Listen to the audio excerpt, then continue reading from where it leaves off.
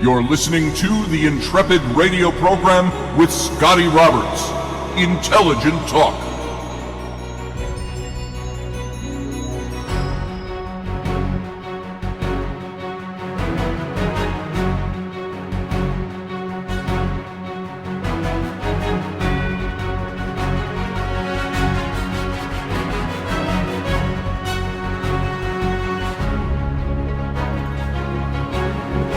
Happy Tuesday evening, folks. This is Scotty Roberts. You're listening to this show and watching it over in the simulcast.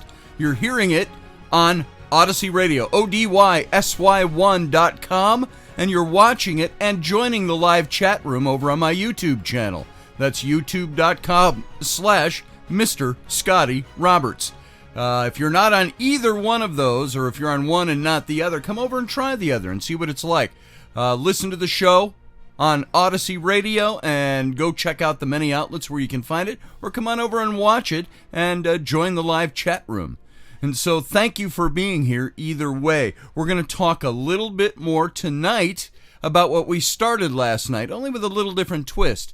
Last night we were talking about why kids need to have horror introduced into their lives through children's books that are written about horrific things. Not in a horrific way necessarily. No, I'm not talking about gore. There's been this sad merging of gore with good horror in the movies and things nowadays. That's not what I'm talking about. Kids need to know about monsters. Kids need to know about horror. Kids need to know about strong emotion. Kids need to know about how to be a hero, how to conquer over evil, things like that.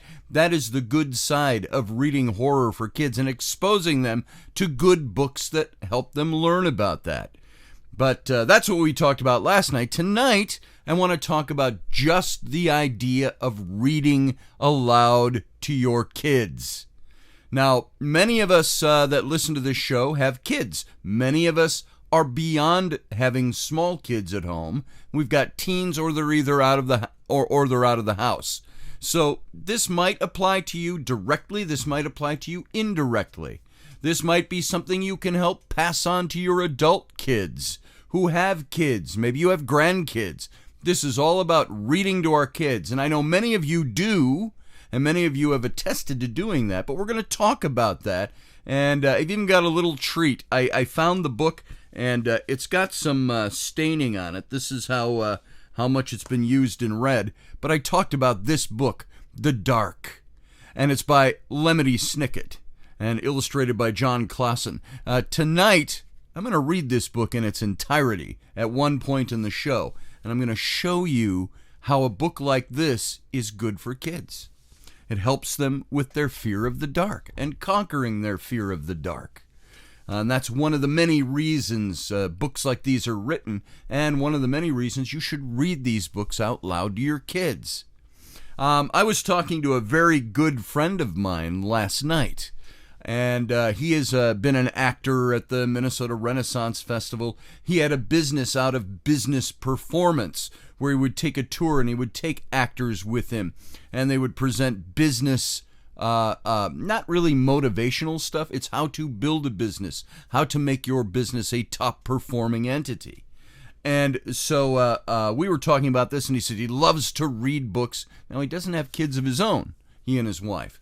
But he loves to read stories. He read to, I think it was a friend's child that they were all staying at their house a time back, and he read him the stories, and he was animated, and he did the characters, like we talked about doing Treasure Island and doing Long John Silver, and using the voices and Jim Hawkins and his mother and things like that. And so when you can do this for your kids and you can read and you don't have to be an actor, but you read with some emotion and some passion, and you read enjoying the book with them, your kids are going to enjoy the book. And there's many things that these actions will do to benefit our children and our grandchildren. We're going to talk about those things. Now, before I do, I just want to mention one thing because it's still pervading in the public consciousness, and that's this whole thing about the rioting that's going on as the result of the killing of George Floyd by the police officer. I want to say one thing about this, and we see this in lots of areas of life and social intercourse, is that there are people out there that are trying for some reason to blur the line between peaceful protest over an atrocity and destruction and rioting. They're blurring those lines. I've noticed that everybody is referring to the rioters as the protesters, and they're referring to the protesters as the rioters. People from one end of the spectrum or the other are trying to merge those things. Let's make no mistake, folks, as we go forward from this point on, if you have not already cemented this in your consciousness, get it cemented, is that protesting is a part of being American. Protesting is part of being human. That the people, whether you agree with them on all political fronts or not, when they protest the killing of an innocent man, and by innocent, I don't mean he was innocent in life. I meant he was innocent in the sense that he did not need to be killed for what he was doing. He was not resisting arrest. If you've watched the videos, all of the reasons that the cops gave, false. There were other reasons behind that. Is it systemic racism? I doubt it. It's an individual asshole who killed this man, and that individual should pay the price for it. And so when you protest that, protest it with vigor, with peacefulness. I mentioned, and I even put up a meme that showed Martin Luther King saying that we should peacefully protest. But people have taken another quote of his, totally out of context, where he said that rioting is the voice of the unheard. Yet, if you look at his entire speech, Martin Luther King, he said that is the voice that gets heard the loudest, but it is not one that he agrees with and not one that he would put forward or support, because he said rioting breaks down social demeanor, breaks down social, I don't remember the exact quotes. Rioting breaks down our society. So he was not praising rioting, if you see that quote anywhere. That's a quote taken out of context out of what he said. But what we're seeing is a merging, people trying to merge these things. You see it in the media. You see it everywhere. The peaceful protest of the death of George Floyd is not the same thing that the rioters are doing. And in many cases, we're finding out that the rioting isn't even from people like Black Lives Matter, although some of those individuals may cross over. That's not the source. The source is not the black community.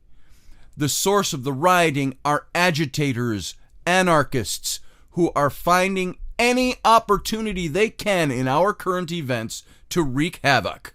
And there is a purpose behind that. And that's why they are supported by, we don't know who, but it's obvious that they are supported by outside agitators.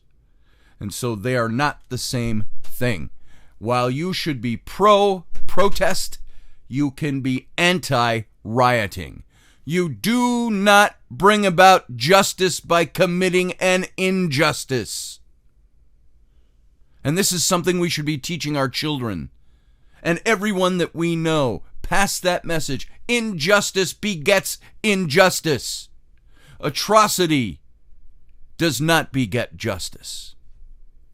How many of the rioters and the looters and the burners, the arsonists, making off with merchandise from Apple stores and stealing ATMs and all of that, how many of that were doing that in the name of George Floyd? If you were to be unrightly, unjustly killed, would you want your memory to be bolstered by people stealing Nike shoes? That's not what that's about. So let's get that all straight in our minds. That's my rant on that for the day. I could go on and on and on, but I won't, because we're going to talk about something different tonight. So get your thinking clear, folks. Support the protests that are peaceful protests, angry protests even. That's fine. That is the blood of America. That is who we are. We have the right to protest. But when people start committing unconscionable, unjust acts against innocent people, that is where you draw the line. That is not standing for a cause.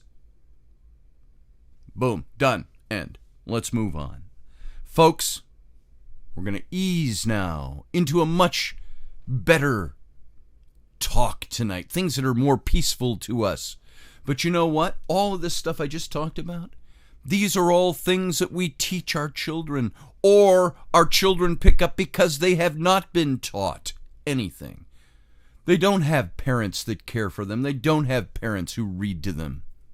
Maybe reading to your children, and I can think of a few of you out there over in the chat room. I think of Matt specifically. You've got a small child and another one who was just born. And I know, Matt, that you already do these things, but you come to my mind specifically because you've got a new child. And these are the kids that we raise. We instill our values into them. And by reading to them, we show them a lot of things. We don't just teach them lessons.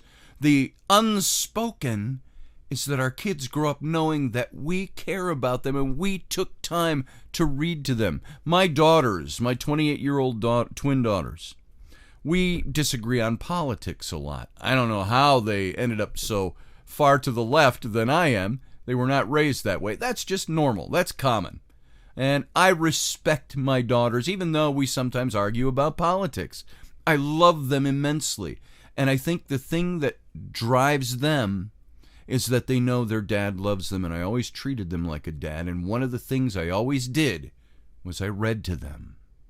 And I read to them from before they were even born. I talked about that yesterday. While they were in vitro, in the womb, I read to them. And they knew my voice. They understood. Think of that. They came out knowing my voice. And so we read there. We read all through their lives till they got to be teenagers, and they didn't have time for that. Even my own kids now, my small kids now, they got into a habit when I was gone. Remember, I went out and worked about a year and a half ago, almost 2 years ago now. I was out in Wyoming and Utah for about 5 months away from the family, trying to make a better thing going for us financially. And I came home a couple of visits during that time. But in that time, Rainey read to the kids, but many times it was so much easier to ease them into sleep in bed at night by just turning on a good nature show or a movie and letting them fall asleep. And so my kids now, even when I suggest reading, sometimes, no, we want to watch something. No, tonight we're going to read. So we set aside time for that. And so I like to do it every night. And you know what it's like, parents. You will start reading to your kids, and sometimes your kids go, read the Unicorn Pony Rainbow book. And you're like, oh my God, I don't want to read the Unicorn Pony Rainbow book again. And you start reading it, and it becomes rote. And Unicorn Baby Rainbow, 8 apples from the tree. And you flip the pages and you go, oh my God, I can't believe I'm reading this. As I mentioned yesterday, I think this was in writing to somebody. I don't think I talked about it yesterday, but I read a Teenage Mutant Ninja Turtle book to my son Flynn. He wanted to read. He got this book at the store, and this was a few years ago. And I started reading it, and it was so poorly written that I looked at my son. I took the book and I closed it. I said, "Son, I can't read this book to you in good conscience. It's poorly written. Let's read something else." That's when we picked up something like John Carter of Mars by Edgar Rice Burroughs. And even though the language was much headier, it was written 100 years ago, my son absolutely loved the books. And so the little girls, not so much. They fell asleep to the sound of my voice reading. And so I read heavier books to them because I want them to learn things from those books. I choose the books. Sometimes I let them choose a good book. I help them buy the books they buy, things like that. And we've got tons of books I've loaded up on. I'll find at the thrift store whole series of Rick Riordan books. You know, he's the one who did Percy, can't think of his name. They're all sitting right there and I can't see him from here. About the Olympian books, and he wrote The Red Pyramid and things like that. fantastic books to read to kids. He wrote a book, his version on the Peter Pan stories. And fantastic books to read to kids. And we've got tons of series of books just stacked up here that we haven't even gotten to yet. Because I read things like, I've got them all stacked up here. You can see, I talked about these yesterday. Sitting up here, you can't see them because I got so much junk on my desk. I can't turn my computer. But all those books that we were talking about yesterday, things to read to my kids that they will enjoy and they will understand because of the way I read to them. And so reading to kids is incredibly important. And it's undeniable that a child's reading skills are important to their success in school, their success in work, and life in general. How they treat language, how they read, how they write. And it's very possible to help ensure your child's success by reading to them, starting at a very early age. And here's some of the top reasons that reading to your children is beneficial to them in the long run. 1, it supports cognitive development. Reading to your children is proven to improve and help along the process of cognitive development in their minds. Cognitive development is the emergence of the ability to think and understand. It's the construction of thought processes that includes remembering, problem solving, decision making, from childhood through adolescence to adulthood. And it refers to how a person perceives and thinks about his or her own world through areas such as information processing, intelligence, reasoning, language development, and memory.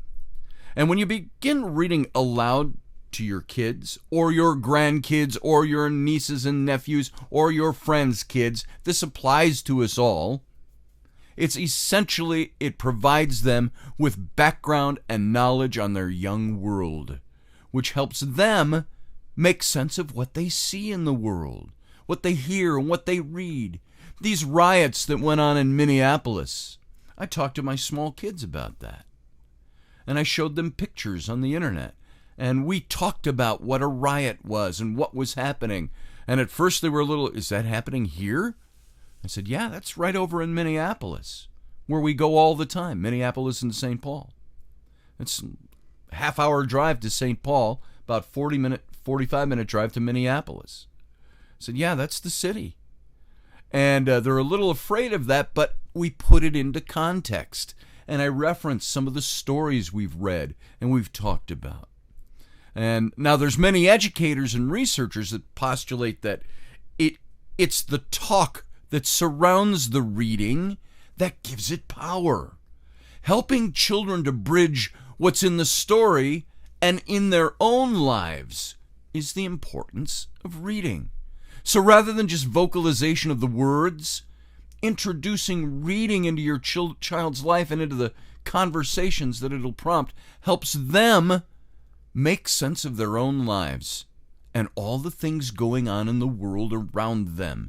It brings cognitive awareness and understanding. So consider this. Here's an excerpt that I have on a study on toddlers' cognitive development as a result of being read aloud to. Quote, a child care provider reads to a toddler, and in a matter of seconds, thousands of cells in this children's growing brain respond. Some brain cells are turned on, triggered by this particular experience. Many existing connections among brain cells are strengthened.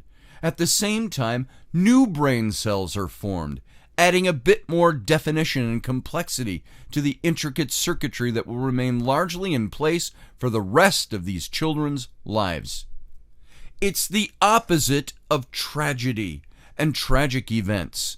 How many kids, by way of example, because we're more familiar with this, it seems, is on the opposite end of that spectrum. Kids who are abused, kids who see tragedy, experience tragedy. Those brain cells are formed, and every time they think about those things, they're reinforced, and those neural nets become stronger and stronger. If you have any doubt about this, there's movie that came out, 15, 16 years ago. What the Bleep Do We Know? It's a little outdated now, but the information is correct about neural nets and how we establish them. We can do the same thing with our kids. We establish sometimes the basis of their neural net, which never goes away their entire life. Therefore, the more adults read aloud to their kids, the larger their vocabularies will grow, and the more they'll know and understand about the world and their place in it, assisting their cognitive development and perceptions. It's like sometimes my 5-year-old comes to me and says things like, no, Dad, I don't want to do that. I would rather go out and, enjoy the tranquility of nature. And Rainey and I will look at each other and she turns around and walks off. And we're like, where'd she get that? That's because we read to her. And she learns language. She may not understand all those words, but she gets it. And so reading improves language skills. Reading daily, every day to your kids, starting at infancy, can help with language acquisition and literacy skills. And this is because reading to your children in the earliest months stimulates the part of their brain that allows them to understand the meaning of language, and it helps build key language, literacy, and social skills. In fact, a recent brain scan study found that reading at home with children from an early age was strongly correlated with brain activation in areas connected with visual memory and understanding the meaning of language. And this is especially important when you consider that according to the American Academy of Pediatrics, more than 1 in 3 children start kindergarten without any of the skills they need to learn to read. About 2/3 of children can't even read proficiently by the end of the 3rd grade. Furthermore, while a child will be able to latch on to vocabulary and language he or she hears around him or her, introducing reading into their auditory learning provides another benefit. It introduces the language of books, which differs from the language heard in daily life. Book language is more descriptive and colorful, tends to use more formal grammatical structures. And when we read to our kids, they learn this. And they learn good auditory skills, good writing skills as a result of this. Now, compare that to some things we talked about on the Situation Room the other day, Rocky and I, talking about how one of the key components of communities in our country that are behind other communities, and if you want to say why there is white privilege, one of the questions that came out in this video that we watched said, if you are white privileged if you had 2 parents at home that stayed together, and 2, if you had a dad who was in the home. Those were 2 of the criteria they used. Now, I don't think that has anything to do with white privilege, but you know what I think it does have something to do with? How the children grow up. Do they grow up with parents, 2 parents in the home, which are utterly necessary? And that's a totally different topic we could examine to the nth degree. 2 parents are necessary for kids. And when a dad is absent from the home, you get whole communities that grow up without things like books being read to them, language being formed, cognitive awareness. Now, I'm not saying only dads bring this to the table. Moms do too. But when you have a single mom who's trying to work to raise her family, what happens to the time being able to spend with their kids reading? It starts to dwindle. So I'm speaking in some generalities here, but you see what I mean. There is no such thing as white privilege. There is the privilege that children have in having both parents at home, and a dad who stays by the stuff and teaches his kids. These are important factors. And let's end on that for the first segment. We've got to go out to break. You guys sit tight. We'll be right back.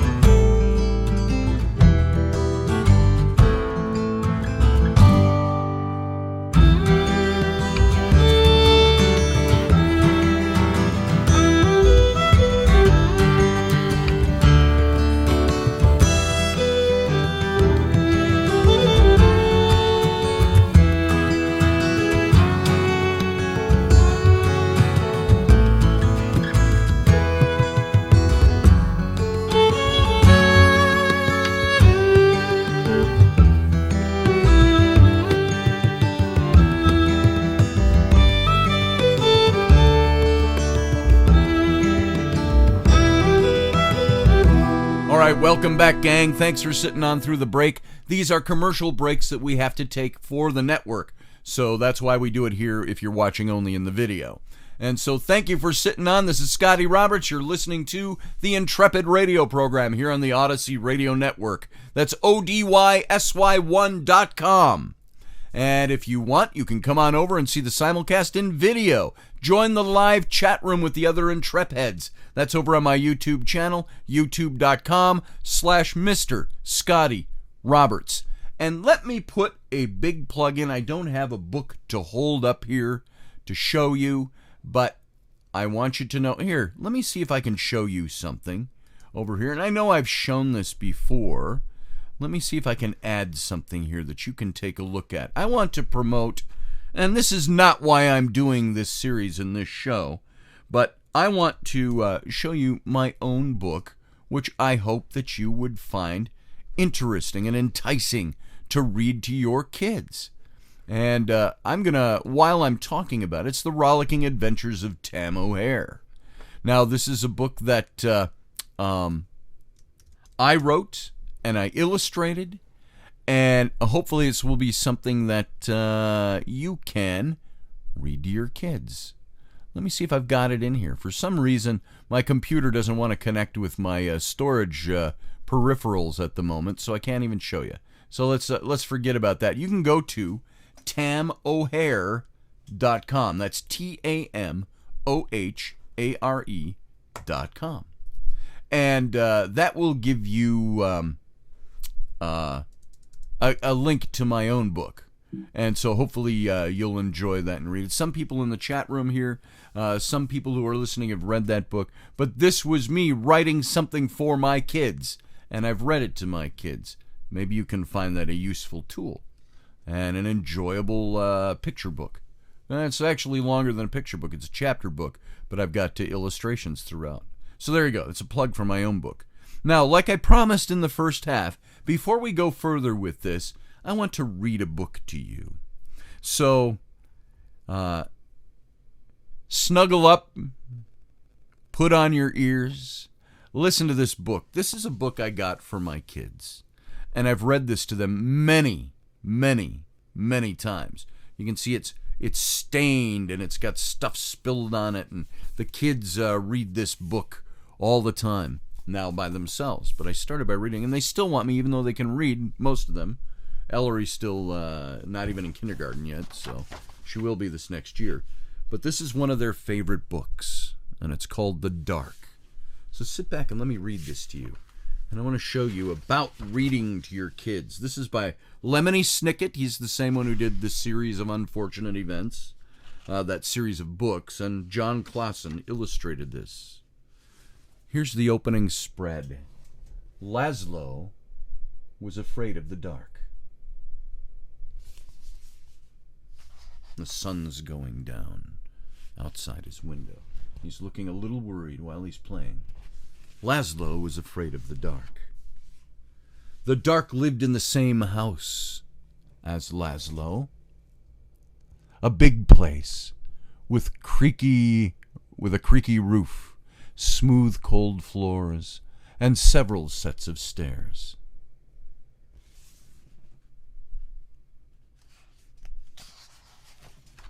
Sometimes the dark hid in the closet. Sometimes it hid behind the shower curtain.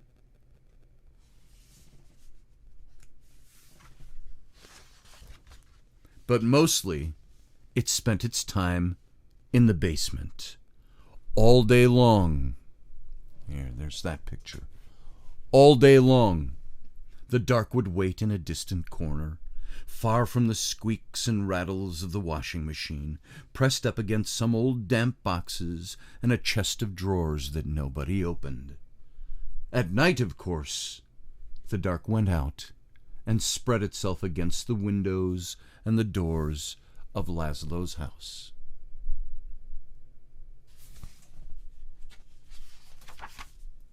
But in the morning, the dark would be back in the basement where it belonged. Laszlo would peek at the dark every morning. "Hi," he would say. "Hi, dark."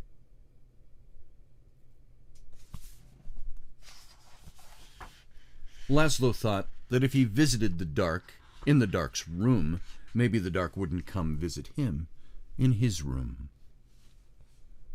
But one night, it did. "Laszlo," the dark said, in the dark.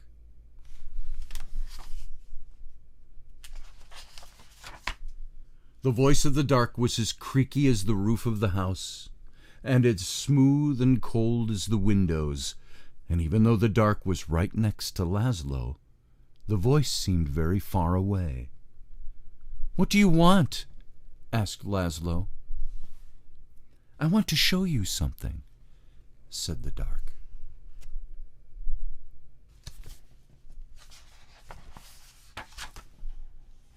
"In here?" "No," said the dark. "Here?" No, said the dark. "Downstairs."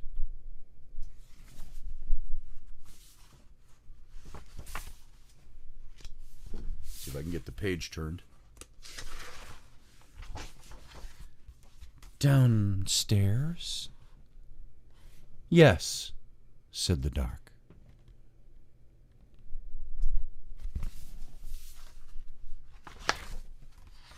"In the basement?" Oops, I'm sorry. In Laszlo's living room was the biggest window in the house. Laszlo looked out at the dark outside above him. And the roof creaked and he closed his eyes. Now the dark was all Laszlo could see. No, said the dark, "not there. Down here."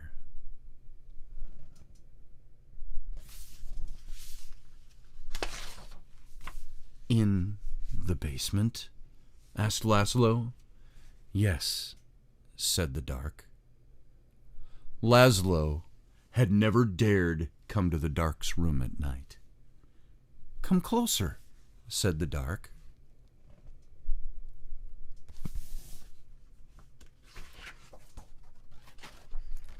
Laszlo came closer. "Even closer," said the dark.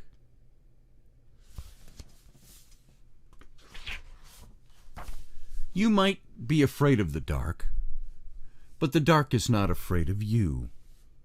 That's why the dark is always close by.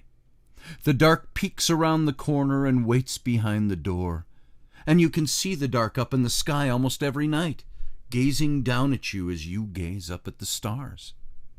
Without a creaky roof, the rain would fall on your bed. Without a smooth, cold window, you could never see outside. And without a set of stairs, you could never go into the basement where the dark spends its time. Without a closet, you would have nowhere to put your shoes, and without a shower curtain, you would splash water all over the bathroom, and without the dark, everything would be light, and you would never know that you needed a light bulb. "Bottom drawer," said the dark.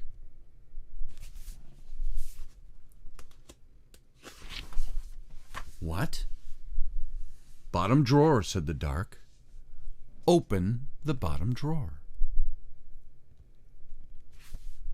"Thank you," said Laszlo. "You're welcome," said the dark.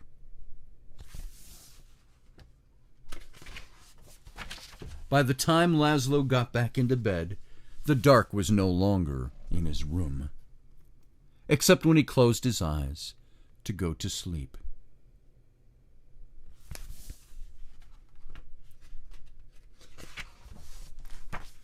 The next morning, Laszlo visited the dark in the basement. "Hi," he said. "Hi, dark." The dark didn't answer, but the bottom drawer was still open, so it looked like something was in the corner, smiling.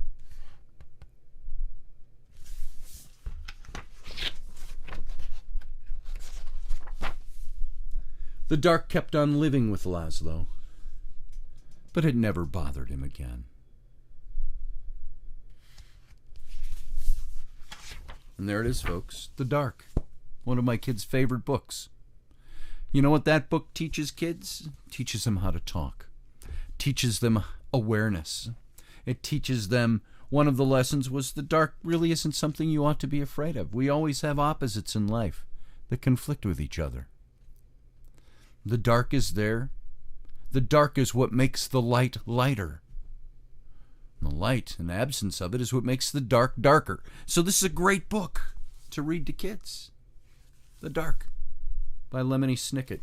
If you haven't read this to your kids, go get it and read it. You will love this book. I think your kids will too. So, reading to our kids, it helps them prepare for academic success.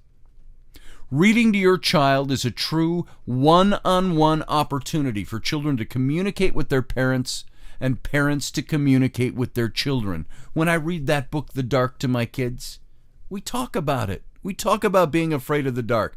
I get to tell them my stories of how I was deathly afraid of the dark when I was a kid. And I think I've mentioned this before. I used to be so afraid of the dark, I would sleep with my lights on, just like Laszlo did. I had a morning or a newspaper route with the Minneapolis Star-Tribune back when I was 8, 9, and 10 years old.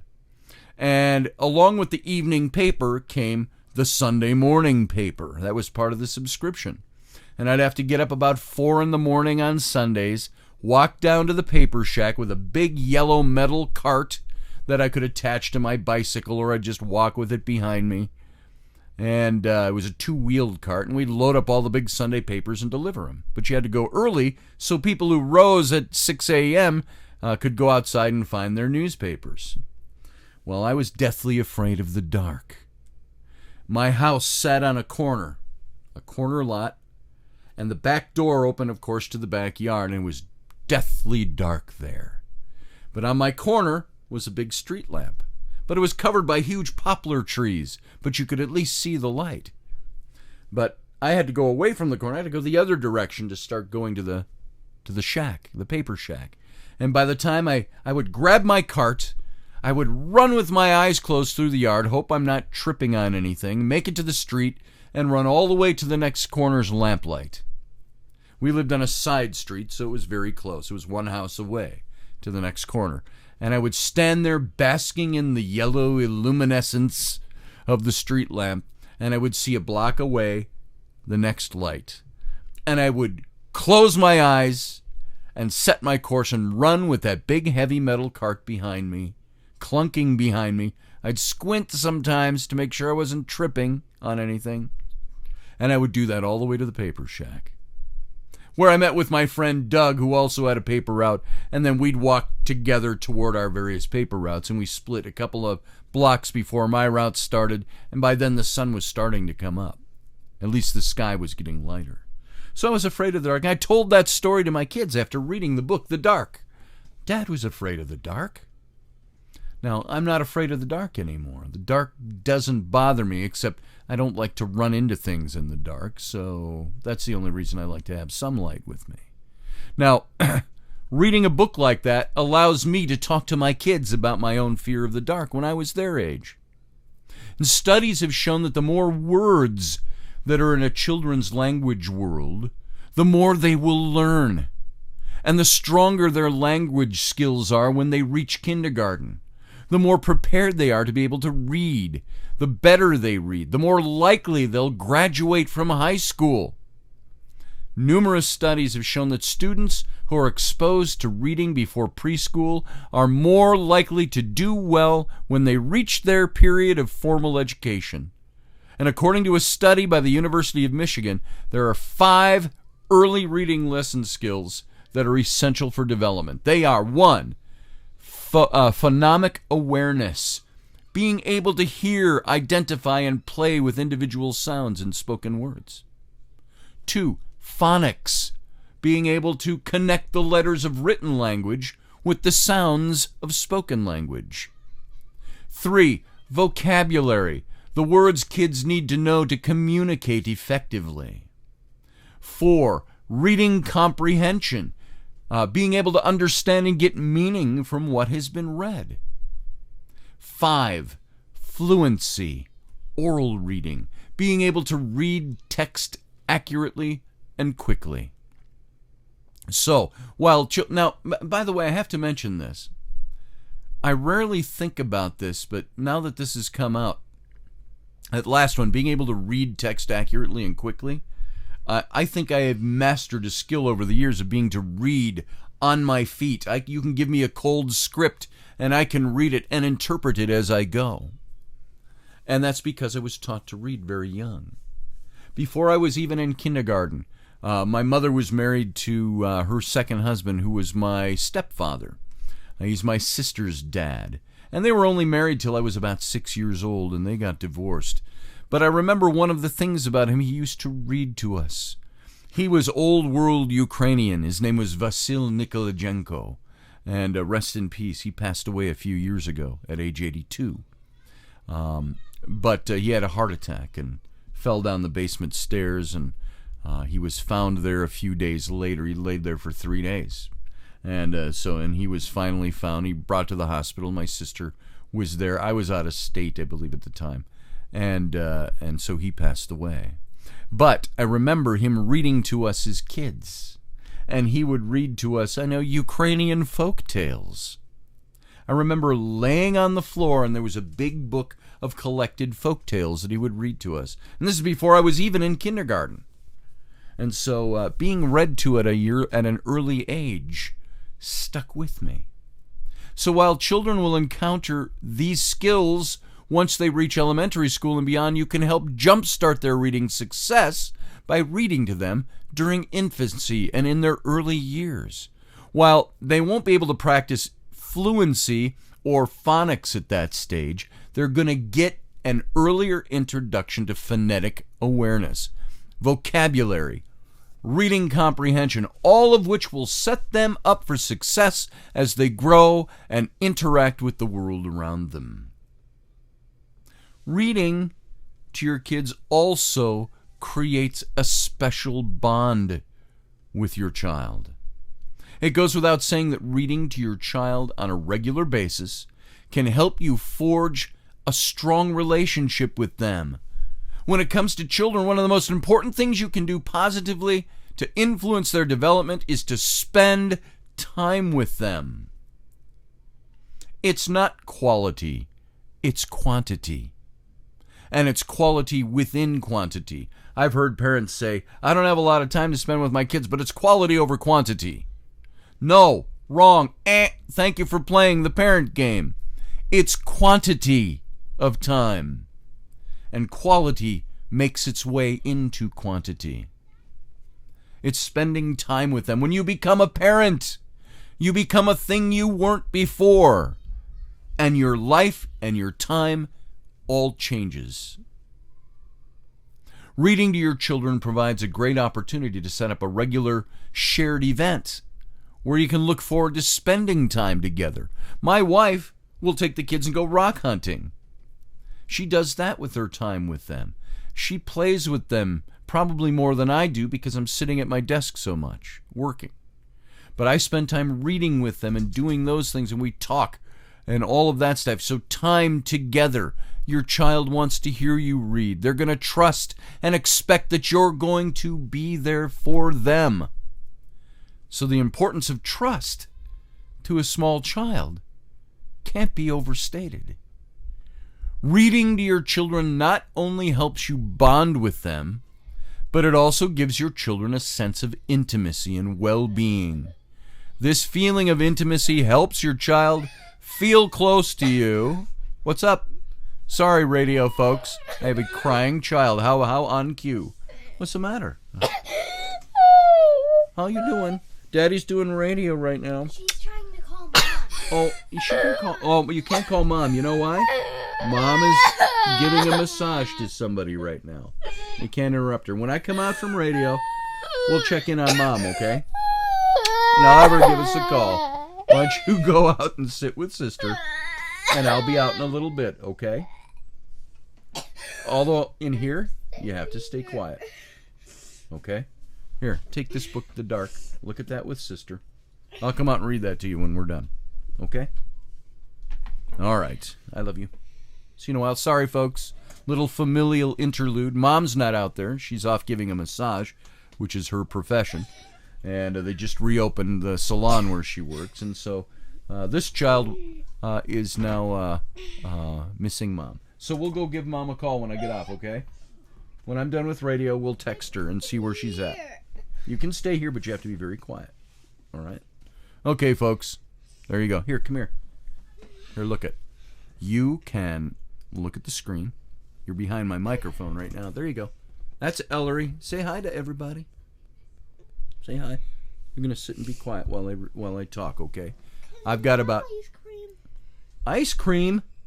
Is that the cure-all? Will that help? Go ahead. Okay, close my door, though. There you go, folks. Okay, part of me says I'm sorry for that interlude. There was no way to avoid that, as there was no bulldog at the door, which is my wife, of the studio. And so if you heard that audibly, that was you didn't see, that was my young 5-year-old, Ellery, who is missing Mom, who happens to be off doing massage work. And so at the spa, which they reopened. So this is her first massage, by the way, since the whole COVID-19 thing outbreak, that they're now reopened. So let's get back to where we were. All right. A reading to your children helps you bond with them. But it also gives your children a sense of intimacy, of well-being. And this feeling of intimacy helps your child feel close to you. And the feelings of love and attention encourage positive growth and development in your children. With babies specifically, although they might not be able to understand what you're saying when you read to them, reading aloud provides a level of invaluable nurturing and reassurance. Very young babies love to hear familiar voices, and regarding reading, it's the perfect outlet to create a connection with your child. So at a broader, more scientific level, it's the parent-child relationship, nurturing relationships between caregivers and children that set a positive life course for them. If you're able to read aloud with your child at a predictable, scheduled time that fits with the daily routines of home and school, you're going to be able to provide something constant that they can expect and likely even look forward to. Reading aloud together, having a shared activity, gives you and your child something to talk about, which in turn supports the development of reading and the writing skills, per the vocabulary and reading comprehension areas of development mentioned above. And down the road, reading together can be used to discuss real life experiences and issues. Books can provide all these springboards to meaningful discussions about many different topics. As you saw when I'm talking about the dark, it opened up so many other things to talk about with my kids. Questions they had, things they wanted to talk about.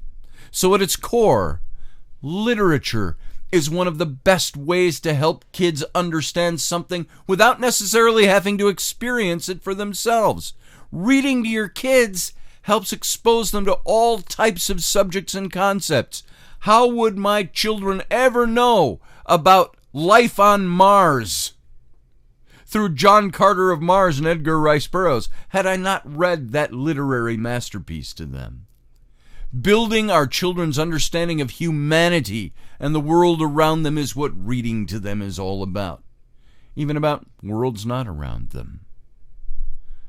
So, reading also to your kids also gives concentration, increased discipline.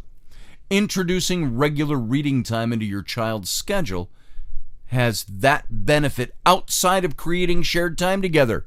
It's increased discipline. It's increased concentration. Very young children rarely sit long and still and quiet when you read. That one you just saw, she'll listen to me read sometimes. Sometimes she cannot abide sitting still and listening.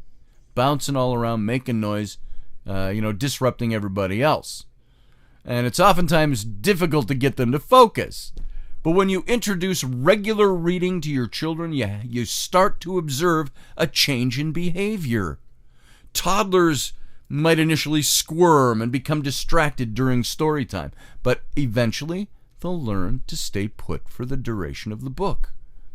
And according to earlymoments.com, along with reading comprehension comes a stronger, quote, stronger self-discipline, longer attention span, and better memory retention, all of which will serve your child well when they enter school, end quote.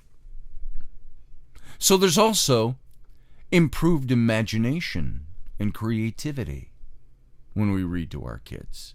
Young children naturally have a capacity to dream big and use their imaginations. So reading aloud to our children helps them use their imaginations to explore people, places, times, events beyond their own experiences. Reading as an imaginative activity can open doors to all kinds of new worlds for your children. And you know what? When your kids start reading books on their own, their imagination increases. That comes from reading to them aloud as they're younger. And even when they're older. I read to my oldest daughters. They were in their mid-teens when we were still reading books together as a family. When Rainey entered the picture 15 years ago, and my daughters were 13 years old, we were still reading every night. By the fireplace, we'd sit in the living room, we'd read.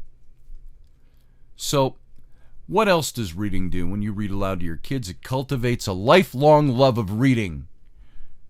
According to Jim Trelease, the author of the bestseller The Read Out Loud Handbook, every time we read to a child, we're sending a pleasure message to the brain. You could even call it a commercial, conditioning the child to associate books with print and pleasure and happiness. The connection between reading and pleasure is crucial for success later in life.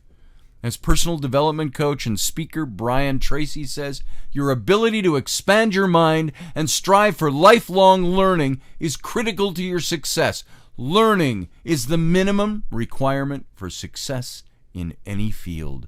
It's the key for lifelong learning. So when it comes to reading to your children, folks, the benefits range far beyond the development of a close bond with them, although that's certainly one of them.